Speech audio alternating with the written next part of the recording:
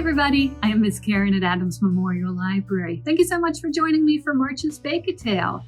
So Bake-A-Tale is a program where we talk about stories and recipes and a craft to make while you're waiting for your recipes to bake. Now, if you've watched February's Bake-A-Tale, you might remember that we did a winter party. But now that it's March, I think we might all be ready for a welcome spring party. Yeah, you think? I think I am. So you can come to the library, you can come down to the children's room and pick up your kit for March, and it'll have recipes in it and the craft supplies in it. Or you can call us and we would be happy to put one aside for you, or however many kits you need, and you can either come and pick them up in the children's room or pick them up through curbside service.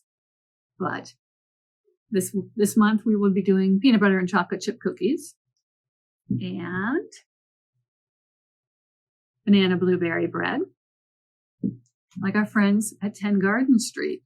What's Cooking at 10 Garden Street is the name of the story for this month. And both those recipes are in one book.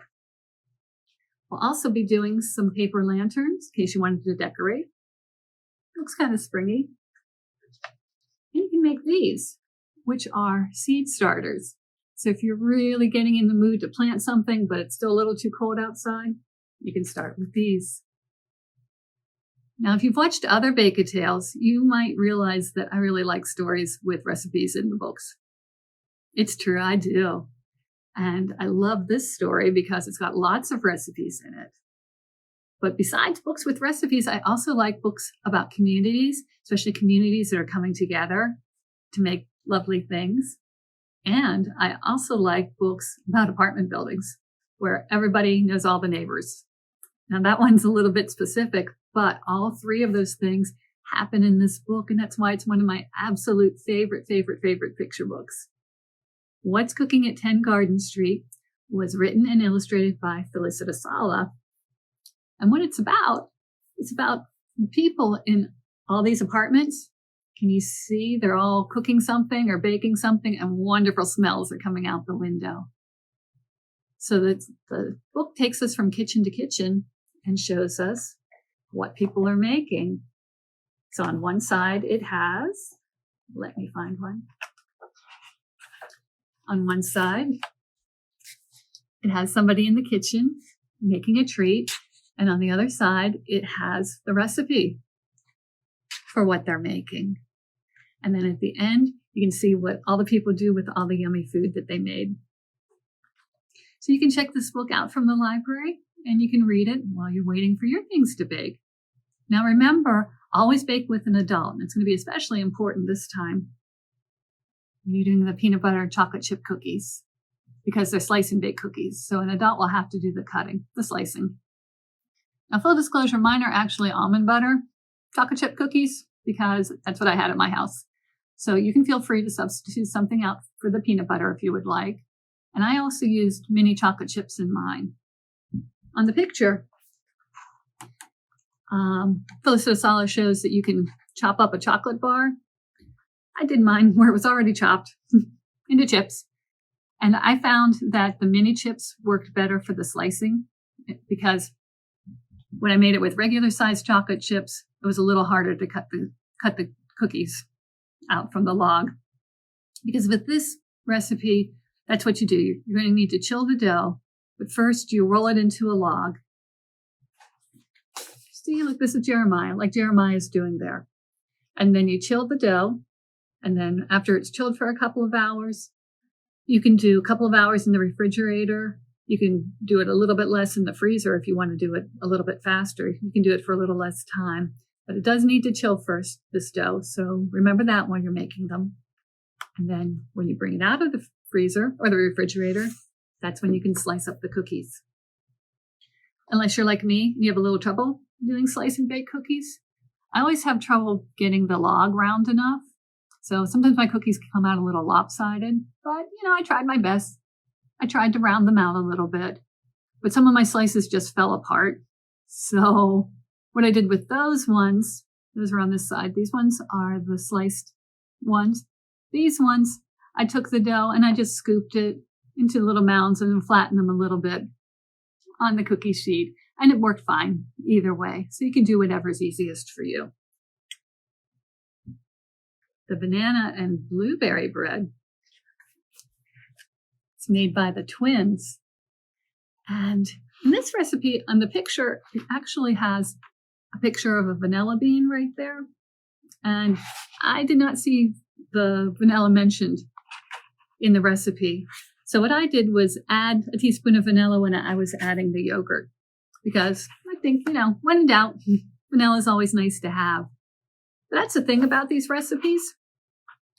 They're a little bit maybe looser than you're used to. This book was originally published in Europe first.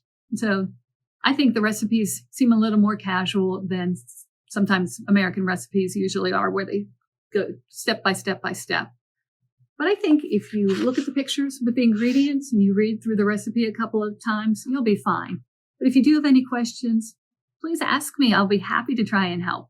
I would be very glad to do that, but I think you've got this. So if you watched the November Bake-A-Tale where we were doing pumpkin bread, you might remember that I like to bake my quick breads in mini pans instead of one big one. So that's what I did this time too. So this was done in a mini pan, so that's why the slices are smaller. And I got 4 mini loaves out of the recipe for one big loaf. I had the pans and I lined them with squares of parchment paper. And then when I was baking them, it took about the same amount of time, almost the same amount of time as the recipe says. You might want to check them if you're doing a mini loaf after 35 minutes or so. You can check them by putting a toothpick in. And when the toothpick comes out without wet dough on it, the bread should be ready. But if you do that, make sure you don't accidentally hit a blueberry, because then it'll just turn your toothpick blue. You'll have to try again to find another spot to test for doneness, because with the blueberries, it's a little hard to tell. So you can do whatever you would like, big slice, small slice, and then share them with the ones you love. Now let's talk about the seed starter craft. So make sure that you cover your work area, put down some plastic or paper so you don't stain anything, because this might stain things a little bit. These are shredded paper seed starters. You see the seeds on top like that?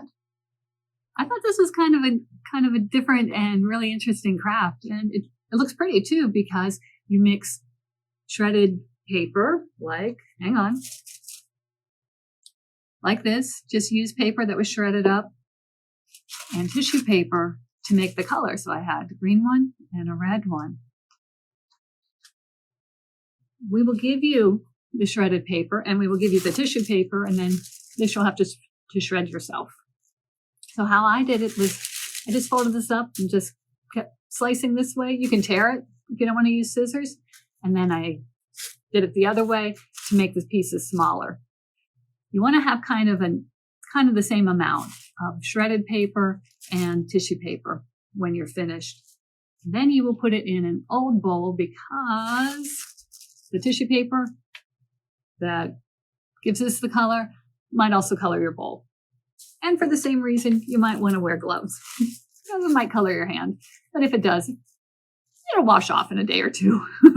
It's okay, but we'll throw some gloves into your kit too if you would like to wear the gloves. So what you're going to do, you have all your paper in here, all the shredded old work paper and the shredded tissue paper. Then you will cover it up with water. Put enough water in so all the paper is covered. Then you can take your hands and mix it all together. So you kind of get in there and play with it and tear it into smaller pieces. As it softens, it'll get easier to tear. So you just sort of keep playing with it, keep squishing it around, keep tearing at it or ripping at it. And as it softens, you'll start to feel it. When it feels like it's all soft, then you take the bowl, and you might want to do this at a utility sink if you have that kind by your laundry, because when you use green tissue paper, the water turns green. So that's what you're going to pour off. So you put your hand over the bowl to keep the paper in, and you pour the water off, and then you're left with this. And little soggy pieces of paper. So the next thing that we do is mold it like this. We're going to give you a cup in your kit that you need to cut in half, and you can use that as the mold. That's how I made these round ones. If you want it a different shape, if you have a cookie cutter at home, you can use that. Or if you don't want it to shape it this way at all, you can just, like you're making a snowball, just kind of make a wet paper ball and put the seeds in the middle and do it that way. But when you're ready, you've got your wet paper, you've got your mold to make a shape. You'll need to find some kind of a strainer like this, something with holes in it. So if you have something like this, like a water toy or something that you could drain spaghetti in, get that, get another bowl, put it underneath to drain the water into. And then take your cookie cutter or your paper cup mold, put it in, and then take some wet paper and pick it up and put it inside. With the paper cup, I found it was easier to put it with the lip side down, with the part where you would be drinking. Put that down because it held the shape better. And I held on to it and put the wet paper inside. So it's like this. You're going to put it all inside the cup. And I tried to fill all the space. So I just put wet paper in till you couldn't see any holes underneath it. And it looked like it was touching the edge of the paper cup. And then I flatten it down a little bit. You don't need to make it too thick. These ones are just a little bit thicker. So mostly you just want to fill the space so it'll be round. And then you put your hand inside the cup and press it down to press some water off. Or you can, what did I do with it? You can take a paper towel and press down that way. Put the paper towel down and you'll be able to see the water coming out and falling into the bowl underneath. Once you've pressed some of the water out, this will be able to be lifted out of the cup. It'll still be wet, but it should hold together when you pick it up. So you want to put it to dry on either a piece of cardboard or paper plate, something that will absorb the water, not plastic, because then it won't dry as well. These ones I made yesterday and they're still a little bit wet, as I said. So once you've done that, then it's time to put the seeds on. So put the seeds on top. Miss Mary was kind enough to give me some forget-me-not seeds to use. So that's what I used. And we'll give you some seeds too that you can put on. So just press some seeds on top, put it down a little bit so they don't roll off. And then you need to let them dry completely. So they're like this. These ones don't have the seeds on, but these ones are dry. They're almost like, I think like rice cakes, if you've ever seen those, but they're dry and they're hard. And that's what you're going to use to plant the seeds. So when your seed starter is all dry, you need to find some kind of a pot. You can use an actual flower pot, or if you have another container with a hole in it, you can do it that way. So you fill it about halfway full with dirt or potting soil, and then put your seed starter in. So it'll be kind of in the middle on top of some dirt, and then put more dirt on top. Then you want to water it a little bit and then find a nice sunny spot in your house to put it. And then you will wait for the seeds to, we hope, grow. And then you can start spring. Little spring starting inside your house as the plants grow. And then when it gets warmer, you can take the little plant out of the smaller pot and you can plant it in a bigger pot outside, or you can put it in the ground if you'd like, and then watch spring grow. Our other craft this month were paper lanterns. So you can decorate them however you would like, and you can hang them up if you'd like. You could use them for decorations. I think, if you put some flowers on, they look kind of springy. We will give you yellow and orange and blue paper to make your lanterns. So you will also need a ruler and pencil to get started. So the first thing you do is take one of the rectangles of paper and you want to hold it horizontally. So the longer lines are at the top and the bottom facing you, and the shorter way is on the end. Take your ruler, measure in 1 inch, and then cut that strip off. That's going to be the handle for your lantern. Then take the paper that's left, fold it in half, still horizontally, and put it so the folded part is closer to you.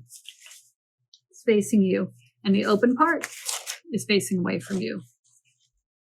Now, the instructions said that mature crafters might not need lines for cutting. Well, let me tell you, friends, that means somebody way more mature than I am, because I needed all the lines for cutting. So what I did next was measured down 1 inch from the top and drew a line straight across, like that. And this is at the open side, away from the fold. Whoops. There, can you see? You don't want to cut anywhere further than that, because then you'll just cut the strips off your lantern. And you need that to be the top and the bottom where you attach it. After that, I took my ruler, after I drew this line across, I took my ruler and measured out all the other inches and marked those down too. 1 inch, 1 inch, 1 inch, and drew lines all the way across. And then you just cut them. You start at the bottom and then you cut up to the line. And when you finish doing all the cutting, the instructions said you could erase the lines if you wanted, or you could turn it inside out, which is what I did. So take it, fold it the other way, and then the pencil lines will be on the inside. And that's okay. If you don't mind if the pencil lines show, you can just leave them showing, and that's fine too. However you would like to decorate your lantern is fine, because that's what happens next after you've cut all the strips. It is time to decorate, like this. We will give you a little roll of washi tape, which is what's on the top of these ones, and some foam pieces. And I believe the ones that we have, you don't need to glue them on. You can just peel off the back, and they're self-sticking. But either glue them on or stick them on wherever you would like. But when you're doing this, remember not to take them all the way to the edges, because the last thing is to roll this together. You need to lay a little bit of plain paper so you can attach it. So you need to leave about 1/2 inch on one side. So when you finish decorating, you've left 1/2 inch, then it's time to roll this together like this to make a tube. And then you'll attach it at the top and the bottom. You can staple it together. You can tape it, which is what I did. And once you've got it attached, so you need to overlap it a little bit so it'll stay together. But then you can sort of smush it down so it'll bow out like this and give it a lantern shape. And then you take the handle. You remember the part that you cut off at the beginning? Take that and attach it on the inside. You can glue it or tape it, which is what I did. Tape it to the inside, and then you are set. You can hang these from a string if you'd like, or if you have a little battery-operated candle, you could turn that on and put that inside and light things up that way. And then you can wait for spring. Make your spring lanterns and welcome spring. So thank you very much. As I said, you can pick up your kit in the children's room of the library or call us and we'll have it ready for you at curbside service. If you're not able to come in and get a kit, but you would like the recipes or the craft instructions, just email at kids@adamslib.org and I'd be happy to email them back to you. So thank you very much for watching. I will see you next time, friends, and have fun baking and crafting. See you later. Thank you. Bye-bye.